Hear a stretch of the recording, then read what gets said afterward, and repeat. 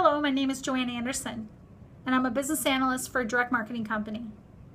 It is my job on a daily basis to work with business end users, software engineers, project managers, application analysts, and other business analysts to determine the requirements of software development specifications. Part of that process, we use something called change management.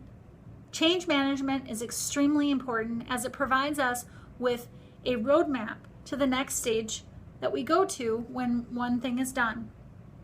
This gets us from the stage of new request all the way through the end, which comes down to development or disposition of the application.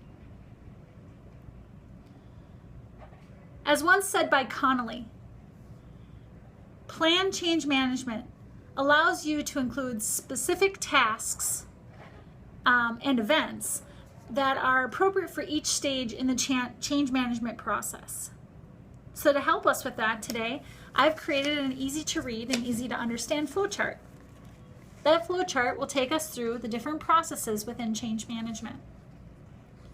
The very first step is to accept a new request from our business users. Business users are the users of the company that utilize our software system to create revenue, whether that be in direct labor or indirect labor. As the business user requests something new, that request will come to our business analyst. The business analyst is responsible for receiving the user request and defining business requirements. Business requirements is a document that's provided to our end users that helps define what the application will do, what is in scope, what is out of scope, and to define the business requirements that the business ends up wanting to have in the end. If the business requirements are documented appropriately as determined by the business user, those requirements will then have business requirement approval. Business requirements are required to be approved before they can move into the next phase of the change management process. The next phase of the change management process is to define the request. The business analyst, after has completed the business requirements, will review those business requirements and turn them into and define software specifications. The software specifications are technical specifications that will be provided to our developers. Our developers will review those specifications with the business analyst, determine if they have any questions. If they have questions, we will go back and recycle through defining of the software specifications. If they don't, and the requirements are deemed adequate, we can now begin development of the coding of the software. The next stage is the executing the request. This is where we actually code for the request that the user has requested through business and technical specifications. This is all about the developer. The developer will take the specifications that they have received and they will do their coding stage. From there, they will complete a complete internal unit test. This is a test that they provide to ensure that they've met the requirements of the system. If they have determined that their functionality that they have coded meets the requirements of the system, they can hand that off for testing. If not, it goes back up to software development coding. The next stage is the validation of the request. This is considered the testing phase or the testing process.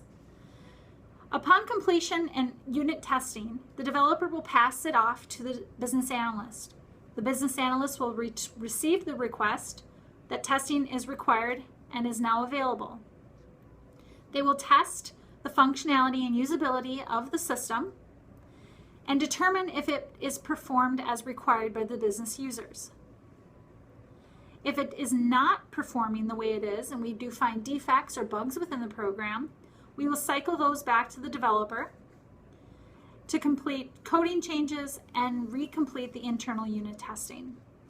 If it is adequate, we will schedule user acceptance testing. Once user acceptance testing has been scheduled, the business analyst will meet with the users, review the requirements at the same time, review the user interface and the functionality of the system to ensure that it meets business requirements. If it does perform as expected and requested, it can then be approved for release. If not, we send it back to coding.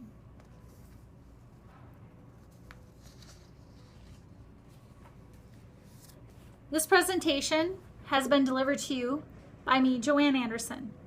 This is a living, breathing situation that happens every day. And without it, without a change management process, our software development, no one would know what was coming next or who to hand it off to.